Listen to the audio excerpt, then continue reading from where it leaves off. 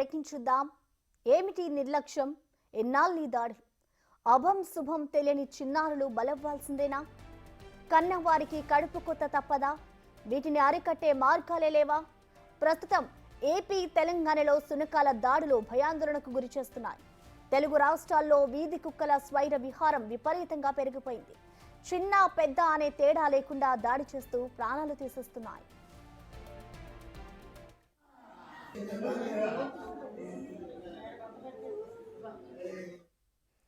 ఈ ఘటనకు సంబంధించిన మరింత సమాచారాన్ని మా ప్రతినిధి సాహిత్య అందిస్తారు. సాహిత్య, చెప్పండి.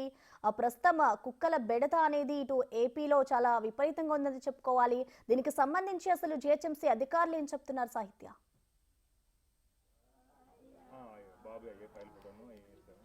నిన్న మొన్నటి వరకు హైదరాబాద్ తెలంగాణ సైడ్ కుక్కల దాడి వల్ల కూడా పిల్లలు మరణించడం పట్ల అయితే కనుక ఎన్నో ఇన్సిడెంట్స్ చూసాం మనము. ఉత్తరప్రదేశ్లో కూడా గత 5 నెలల క్రితం అయితే కనుక పిల్లవాడి మీద కుక్కల దాడి చేసి చంపేసిన ఘటన కూడా చూసాము.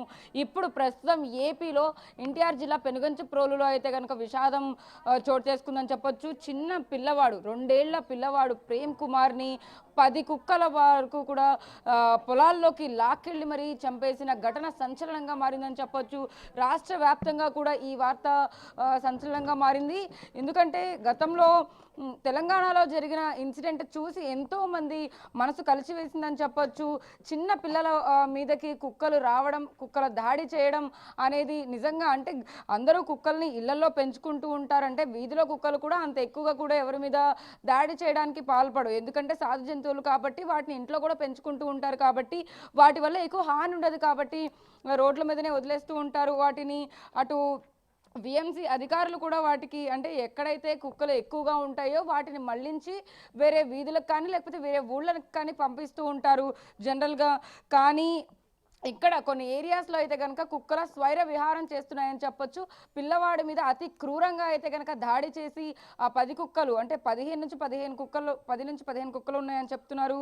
ఆ 15 కుక్కలు కూడా పిల్లవాడిని మీద దాడి చేసి చంపేసిన ఘటన పెనుగంచిప్రోలులో అయితే చోటు చేసుకుంది. నిన్న రాత్రి జరిగింది ఈ సంఘటన. నిన్న సాయంత్రం అప్పటి నుంచి కూడా ఇక్కడ తల్లిదండ్రులు కానీ ఎంతో ఆవేదనగా కన్నీరు మున్నీరుగా విలపిస్తూ ఉన్నారు. పిల్లవాడు ప్రేమ్ కుమార్ తల్లి కూడా ఇక్కడే ఉన్నారు మనతో పాటు. వాళ్ళ ఇంటి దగ్గరే ఉన్నాం మనం ప్రస్తుతం. అయితే కనుక ఆవిడతో మాట్లాడిస్తాము. అంటే ఆ సమయంలో ఆవిడే స్నానం చేయించి పిల్లవాడికి స్నానం చేయించి తనని బయట నుంచోపెట్టి వరండాలో ఆ తరువాత పిల్లవాడిని అక్కడ వదిలిపెట్టి లోపలికి వెళ్ళిన పరిస్థితి అయితే ఉంది. అక్కడి నుంచి పిల్లవాడు మాయమైపోవడం పట్ల అయితే కనుక భయాందోళన వ్యక్తమైంది. పక్క ఇంటి వాళ్ళకి ఎదురింటి వాళ్ళకి చెప్పిన తర్వాత కుక్కల దాడిలో అయితే కనుక బాబు గాయపడ్డాడు అని తెలిసి హాస్పిటల్కి తీసుకెళ్లారు. ఆ తరువాత హాస్పిటల్ నుంచి అక్కడ సౌకర్యాలు లేకపోతే, ఎందుకంటే ఇక్కడ కూతవేటు దూరంలోనే హాస్పిటల్ ఉన్నప్పటికీ కూడా ఉపయోగం లేదనమాట. ఎందుకంటే ఇక్కడ వెంటిలేషన్ లేదు, వెంటిలేటర్ లేదు, అండ్ ఆల్సో ఆక్సిజన్ ఇలాంటివన్నీ కూడా అలాంటి మినిమం సదుపాయాలు కూడా అక్కడ లేనందువల్ల అక్కడి నుంచి జగ్గయ్యపేట హాస్పిటల్కి తీసుకెళ్ళడం జరిగింది. అక్కడికి 2 గంటల సమయం పట్టడంతో బాబు అక్కడికక్కడ మృతి చెందడం అయితే జరిగింది. మినిమం 2 hours వరకు అయితే కనుక కొన ఊపిరితో ఉన్నట్టుగా కూడా మనకు అర్థం అవుతుంది. కన్న తల్లి ఇక్కడే ఉన్నారు. ఆవిడ అప్పటి నుంచి కూడా ఏడుస్తూనే ఉన్నారు. చిన్నపిల్లవాడు 7 ఏళ్ల తర్వాత పుట్టిన బాబు కాబట్టి ప్రేమ్ కుమార్ని ఎంతో అల్లార ముద్దుగా పెంచుకున్నారని చెప్పొచ్చు. అడుగుదాం, అమ్మ మీరు స్నానం చేపించిన సమయంలో తర్వాత లోపలికి వెళ్ళారు, తర్వాత ఒకసారి మాట్లాడండి అమ్మ. నేను నా కొడుకు పెడతామని బయట ఉంచానమ్మా. అన్నం పెడితే రోజు ఆడుకుంటుండే అని అట్టే ఉంచి లోపల పోయానమ్మా. అన్నం పెట్టి బయటకు వచ్చేసరికి నా కొడుకు కొద్ది దూరం ఉరికేసరికి ఒక్కసారి మందకు మంది వచ్చి 20 కుక్కలు పడ్డాయి అమ్మ నా కొడుకు మీద. కాళ్ళు చేతులు మొత్తం మెడ అన్ని పట్టుకొని లాక్కొని ఉరుకుతున్నాయి అమ్మా. అరుతున్నా కొన్ని కుక్కలు మా మీద ఎదురు తిరిగినాయి, కొన్ని కుక్కలు ఈడ్చుకోపోయినాయి అమ్మ నా కొడుకును. చూస్తుండగానే బాబుని కుక్కలు తీసుకెళ్ళినాయా, మీరు చూసారా? పిల్లగాడి కోసం పాతంటే అక్కడ పిల్లగాడిని లాగుతానే అమ్మ కుక్కలు. ఒంటి మీద నూలు వస్త్రం అనేది లేకుండా చేసినాయి అమ్మ నా కొడుక్కి. ఎంత దారుణంగా కలిసినాయి అంటే 8 సంవత్సరాలు ఎన్ని బాధలు పడ్డావు అమ్మ నా కొడుకు కోసము. చానాటికి అంది తెల్లారి ముద్దుకు సాదుకున్నామమ్మా. కుక్కలు వస్తున్నాయి అని ఎన్నిసార్లు చెప్పిన పోనమ్మా. చెబితే అమ్మ కుక్కలు చంపడానికి ఆర్డర్ లేదన్నారమ్మో. ఇవాళ నా కొడుకు ప్రాణమే పోయిందమ్మా. నా కొడుకు ప్రాణం బలి అయిపోయిందమ్మ కుక్కలకు. నేను నా మొగుడు మేము ఇక బతకవమ్మ. నా కొడుకు లేకుండా మేము బతకవమ్మో. ధైర్యంగా ఉండాలండి. అంటే ఈ సమస్య ఇప్పుడు మీ కుటుంబంలో వచ్చింది కాబట్టి మరెవరికి జరగకుండా మీరు ఖచ్చితంగా చూసుకోవాలి. మీరైతే బాధపడకండి. అంటే పిల్లవాడిని అక్కడి నుంచి హాస్పిటల్కి తీసుకెళ్ళిన తర్వాత ఏం చెప్పారండి డాక్టర్? మమ్మల్ని బయట ఉంచారమ్మా. ఇక్కడ పోతే ఇక్కడ ఎక్విప్మెంట్స్ లేవమ్మా, తొందరగా నందిగం పొమ్మన్నారు. నందిగా అంబులెన్స్లో ఫోన్ చేస్తే అంబులెన్స్లో ఖాళీ లేవన్నారు. అయితే మేము కారు మాట్లాడుకొని పోయినామమ్మ. హాస్పిటల్కి పోయే లోపల కూడా పిల్లగాడికి ఊపిరి ఉంది, శ్వాస తీసుకుంటూనే ఉండి. నేను తక్కువసారి వెళ్ళిపెట్టి చూస్తూనే ఉన్నా, నొక్కుతూనే ఉన్నా, శ్వాస తీసుకుంటూనే ఉన్నాడు. అక్కడ నందిగా హాస్పిటల్కి పోయినాం. పోతే వాళ్ళు మమ్మల్ని లోపలికి అడ్మిట్ చేసుకొని మమ్మల్ని బయటికి పంపించారు. బయటికి పంపించి మీరు ఉండకూడదు తల్లిదండ్రుల లోపల, బయటికి పోండి అని పంపించి ట్రీట్మెంట్ స్టార్ట్ చేసినామమ్మా అన్నారు.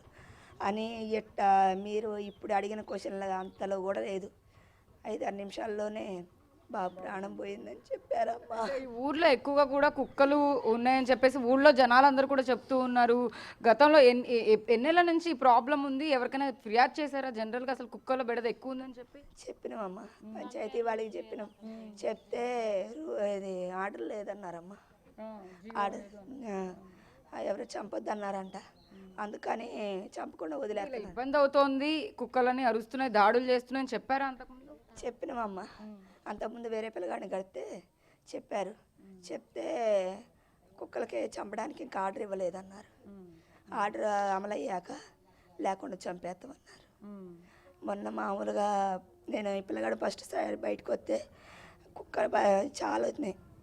2 కుక్కలు అయితే మటుకి పిల్లగాడు బయట నిలబడితే అంతకుముందు ఇంకా వారాన్ని చనిపోతున్నానుగా. అయితే పిల్లగాడు బయట నిలబడితే పిల్లగాడి కాడికి వచ్చి వాసన చూస్తుంటే చాయ్ అని అల్లిచ్చేసరికి నా మేకలు వేసింది కుక్క. నా కొడుకుని దబా లోపలికి నెట్టి ఆ కుక్కకు రాయేసుకున్నా నేను. ఆ మాట మా ఆయన చెప్తే పొద్దునపూట సాయంత్రం రాళ్ళు ఇసిరేసి కొట్టిండు. కుక్కలు వాటిని కుక్కలు రాకుండా కర్రలు తీసుకొని కొట్టిండు. అయినా కానీ తోలిన కాసేపే. బాబుని కుక్కలు లాక్కెళ్ళిపోతున్న సమయంలో అంటే మీరు లోపలికి వెళ్ళారు, ఆ చుట్టుపక్కల కానీ ఎవరు కాపాడడానికి కానీ అసలు కుక్కలు లాక్కెళ్తున్నప్పుడు ఎవరు చూడలేదంటారు? అసలు అక్కడ చూడటానికి కూడా అవకాశం అసలు బరాబర ఈడ్చుకొని పోతాను. 20 కుక్కలు ఎంత అరుతున్నా కాబట్టి జనరల్ గా బయట అందరూ పనులు చేసుకుంటూనే ఎవరో ఒకరు తిరుగుతూ ఉంటారు. అక్కడ ఎవరు లేరా అమ్మా? మీరు కానీ ఎవరు లేరమ్మా. ధర్నాటి ఇల్లు, అటు ఫ్లాట్లు. అయితే ఇక పిల్లగాళ్ళు తిరుగుతూ ఉంటారు, చిన్న పిల్లగాళ్ళు. నా కొడుకు వయసు వాళ్ళే కొంచెం అంత కొద్దిగా ఎత్తు అట్లా తిరుగుతూ ఉంటారు. రోజు అదే టయానికి నా పిల్లగాడికి నేను అన్నం పెట్టుకుంటా. పిల్లగాళ్ళు స్కూల్కి పోయి వస్తుంటారు, వాళ్ళని చూసుకుంటా అన్నం తింటాడు. అది కాలు తాగే అన్నం పెడదామని పోయినా. ఆడుకుంటూ ఉంటాడు అమ్మ బాబు? మామూలుగా ఆడుతున్నాడు.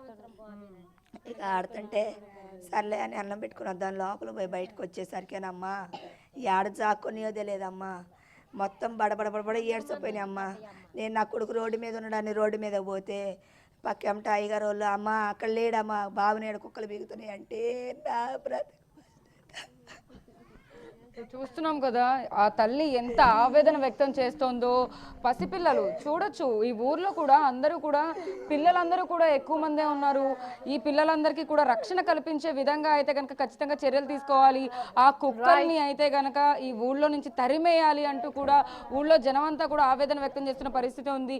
ఈ తల్లిదండ్రులకి జరిగిన సిచ్యువేషన్ ఇంకెవరికి జరగకూడదు అన్నట్టుగా కూడా వాళ్ళు కోరుకుంటూ ఉన్నారు. ఆ పసిపిల్లవాడి మీదకి ఆల్రెడీ 2-3 సార్లు కుక్కలు దాడికి కానీ లేకపోతే వాసన చూడడానికి కానీ దగ్గరికి వచ్చినాయి అని కూడా ఆ తల్లి చెప్తూ ఉన్నారు.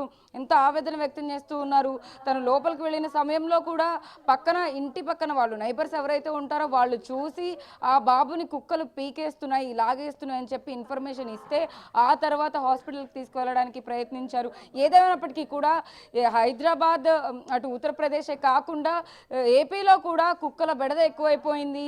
రూరల్ ఏరియాస్లో ఏదైతే జరుగుతూ ఉందో అంటే సిచ్యువేషన్స్ ఇక్కడ కెమెరాస్ ఎక్కువ ఉండవు, పర్యవేక్షణ ఎక్కువ జరగదు, ఆ కుక్కలకి సంబంధించిన తగిన ఏవైతే చర్యలు ఉంటాయో అవన్నీ తీసుకునే పరిస్థితి ఎక్కువగా ఉండదు. కాబట్టి రూరల్ ఏరియాస్లో ఆ కుక్కలకి సంబంధించి కూడా అంటే వాటిని పంపించేయడమా, అదర్ ఆప్షన్ ఏదైనా ఖచ్చితంగా చూడాలి. దానికి తగ్గట్టుగా కూడా ఇప్పుడు ఇన్సిడెంట్ జరిగింది, నెక్స్ట్ ఇంకొకసారి ఇలాంటివి జరగకుండా ఉండేందుకైతే కనుక తగిన చర్యలు ఖచ్చితంగా తీసుకోవాలి. పసిపిల్లలు ఇలాంటి వాళ్ళు ఉంటారు కాబట్టి అంటే పిల్లల్ని చూసి ఎక్కువగా కుక్కలు అనేవి అట్రాక్ట్ అవుతూ ఉంటాయి. అవి వాటికి సంబంధించి కూడా తగిన చర్యలు తీసుకోవాలని చెప్పేసి ఇప్పటికి వాళ్ళు పేరెంట్స్ కోరుకుంటున్న పరిస్థితి అయితే ఉంది. థ్యాంక్ యూ సాహిత్య.